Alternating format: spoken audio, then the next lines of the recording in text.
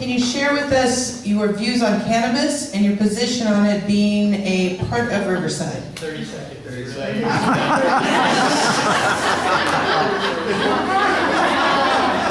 Did everyone here them agree? They may not agree. It's like right ahead. You all agreed to 30 seconds. Good point. Shall we give them the full?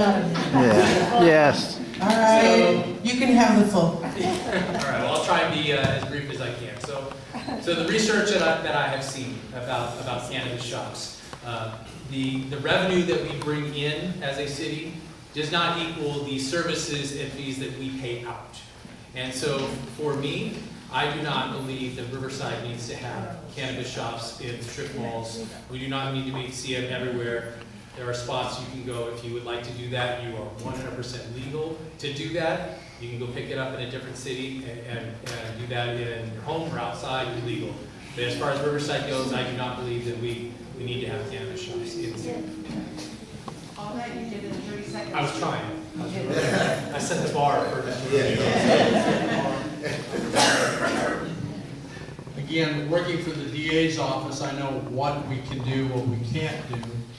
I think the cannabis was again, the voters brought it to, was brought to the voters voted in favor of having cannabis in Riverside. City Council, technicality, I believe, said no. So we have to go with what's happening. If the voters want to bring it back up again, yes, it'll happen. It's something that, again, as a former police officer, I made arrests on him because of the cannabis. So, am I in favor? Am I against it? It's one of those things that right now, the voters make that decision. I want to agree with Mr. Rubio. The voters make that decision. When the voters make that decision, we as councilmen need to come to a solution of how it would best fit in our city. Part of the ways that I think we need to think of quickly is when we think of cannabis, we need to think about how will it affect our hospitals, how will it affect our schools, how will it affect our communities.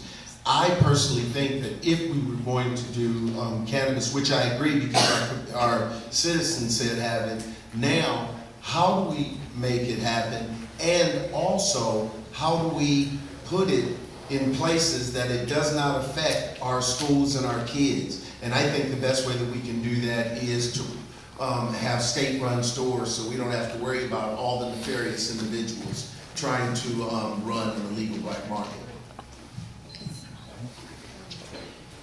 So cannabis is an incredibly controversial issue. It's one of the most probably controversial issues facing the city of Riverside today.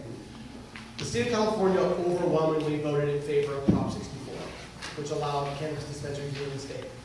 The city of Riverside, when you break it down ward by ward, every ward voted in favor of cannabis.